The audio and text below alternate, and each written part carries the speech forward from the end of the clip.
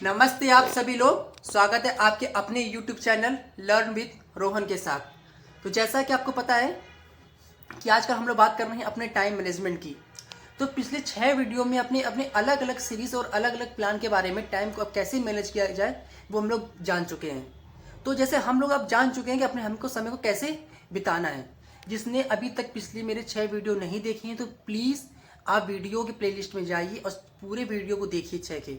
आपको सच में आपको पता चलेगा कि कैसे हम अपने टाइम को मैनेज करके अपने पूरे दिन को कैसे इफेक्टिव बना सकते हैं। अपने कम से कम इनपुट देकर हम ज़्यादा से ज़्यादा आउटपुट निकाल सकते हैं अपने दिन को। तो जिसने अभी तक वीडियो नहीं देखे हैं उसको देखिए, उसके बाद ये जो लास्ट वीडियो है उसको देखिए। तो क्योंकि आज हम अपने टाइम मैनेजमेंट की सीरीज 7 और लास्ट और सबसे इम्पॉर्टेंट सीरीज़ के बारे में बात करने वाले हैं। इस सीरीज़ को देखने पर और तभी आपको पता चलेगा और ये तभी आपके लिए फ़ायदेमंद होगी जब आप पिछली की 6 वीडियो को देख लेंगे, समझ लेंगे कि क्या करना है और कैसे करना है।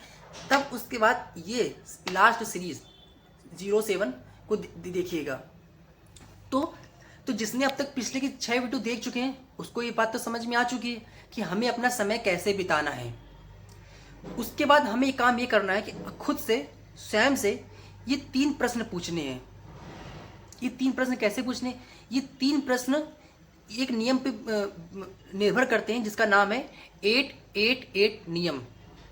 तो 3 प्रश्न ये कहते हैं कि अपने आप से बस ये पूछना है कि अगले 8 मिनट में मैं अपने आप को क्या महसूस कराता हूँ।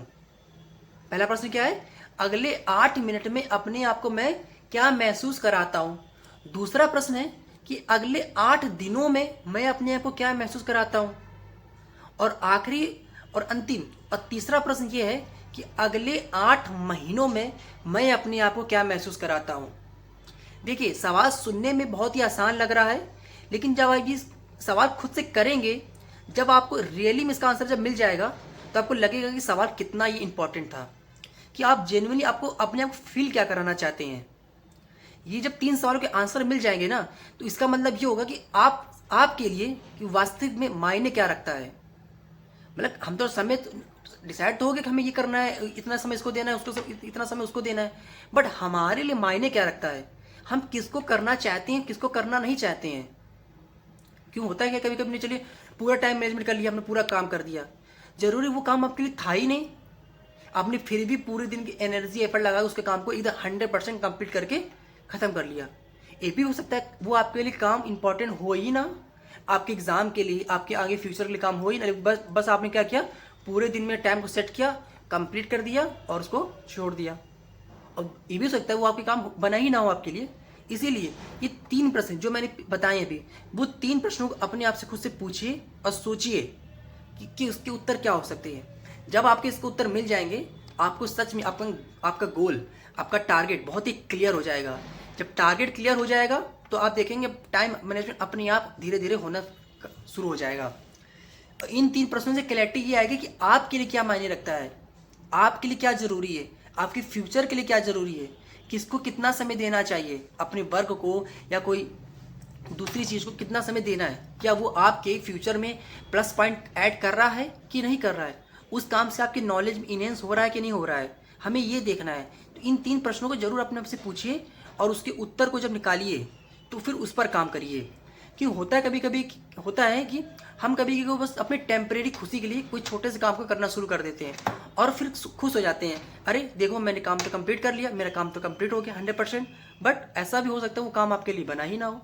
इसीलिए इन 3 प्रश्नों को अपने आप से क्या करिए, पता करिए, उसके उत्तर निकालिए कि आपके लिए वास्तविक में मायने क्या रखता है। जो जरूरी है उसको पहले करना है, जो महत्वपूर्ण है उसको पहले करना है।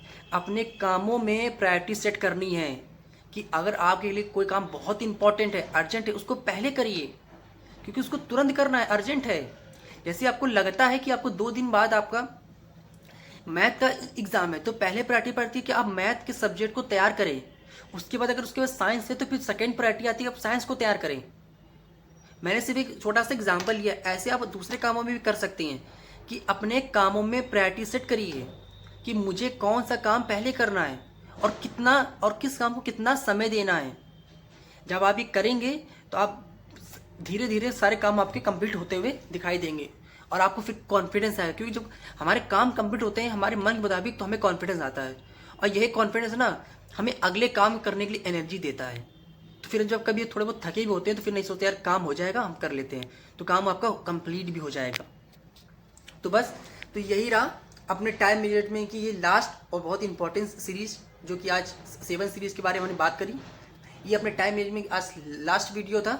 तो जिसने अब तक पिछले के मेरे कोई वीडियो नहीं देखे हैं टाइम मैनेजमेंट की, वो प्लीज़ जाए वीडियो की प्लेलिस्ट में सारे वीडियो देखें, तो आपको समझ में आएगा कितनी इंपॉर्टेंट बात इसमें कही गई है और उसको फॉलो करें।